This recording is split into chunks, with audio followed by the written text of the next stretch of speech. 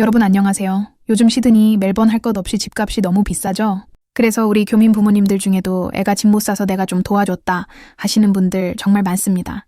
그런데요, 그 도움이 센터링크 입장에서는 증여, 기프트로 보일 수 있다는 거 알고 계셨나요? 즉, 선의로 도와준 일이 연금, 에이지 펜션을 깎거나 아예 못 받게 만드는 결과로 이어질 수 있습니다. 오늘 영상에서는 자녀에게 싸게 집을 파는 경우, 그냥 증여하는 경우, 공동명의로 사는 경우, 임대 수입을 자녀에게 넘기는 경우, 이 4가지 상황을 가정의 사례를 만들어 알기 쉽게 풀어드릴게요. 예를 들어 A씨 부부가 시드니 외곽에 80만 불짜리 주택을 갖고 있었어요. 그런데 아들이 첫 집을 사려고 하니 돈이 부족하다고 해서 그래, 우리 집 싸게 줄게 하고 50만 불의 매매 계약을 했습니다. 그런데 센트럴링크는 이렇게 봅니다. 시가가 80만 불인데 50만 불에 팔았다고? 그럼 30만 불은 선물처럼 준 거네. 즉, 그 차액 30만 불이 증여로 간주됩니다. 센트럴링크 규정상 1년에 10,000불까지만 연금에 영향 없이 증여가 가능하고 그 이상은 박탈자산, deprived asset로 계산됩니다. 그래서 A씨 부부는 5년 동안 그 29만 불이 자산으로 간주되고 가상의 수익, deemed income까지 계산돼 연금이 줄어들거나 아예 중단될 수 있습니다. 만약 그 거래가 연금 신청 5년 전이라면 영향이 사라집니다. 즉, 미리 계획하고 증여 시점을 조정하는 것이 굉장히 중요합니다. 이번엔 그냥 소유권만 이전하는 경우입니다. 예를 들어 P씨 어머니가 본인 명의의 멜번 아파트를 이건 딸이 나중에 살 거니까 미리 넘겨줘야지 하며 그냥 딸 이름으로 타이틀을 이전합니다. 센트럴링크는 이렇게 판단합니다. 이건 70만 불짜리 부동산을 그냥 줬네. 즉, 70만 불 전액이 증여네. 그중 10,000불은 면제되지만 나머지 69만 불은 5년간 박탈자산으로 계산됩니다. 즉, 연금 수급 중이라면 매달 받는 금액이 줄고 신청 중이라면 자산 초과로 연금 자격이 박탈될 수도 있습니다. 가족 간의 거래인데 뭐 어때요? 하시는 분들 많습니다. 하지만 센트럴링크는 가족 거래도 시가 기준으로 계산합니다. 세법도 마찬가지예요.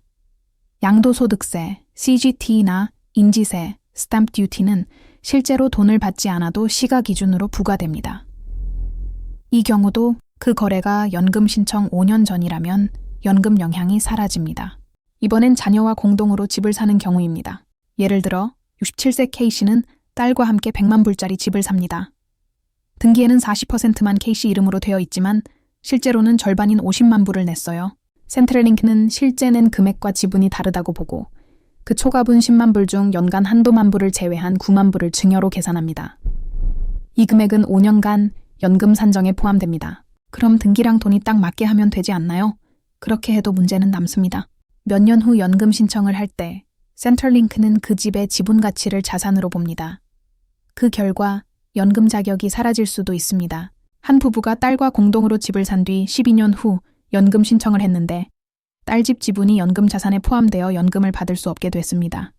그 지분을 나중에 넘기려 했지만 양도소득세 플러스 5년간 자산 규정 때문에 세금과 연금 손실이 10만 불 넘게 발생했습니다. 이번엔 조금 다른 형태의 증여입니다. 예를 들어 연금 수급자인 B씨는 투자용 부동산에서 월세를 받습니다. 그런데 아들이 힘드니까 월세를 아들 계좌로 바로 보내라고 세입자에게 말합니다. 센트럴링크는 이렇게 봅니다. B씨가 월세를 안 받는 게 아니라 아들에게 소득을 증여한 거네. 즉, 이 경우는 소득 증여, deprived income로 계산돼 B씨의 연금 소득 테스트, 인컴 테스트 그대로 반영됩니다. 만약 B씨가 단순히 아들에게 집을 무상으로 빌려줬다면 그때는 소득이 발생하지 않았다고 보기 때문에 연금엔 영향이 없습니다.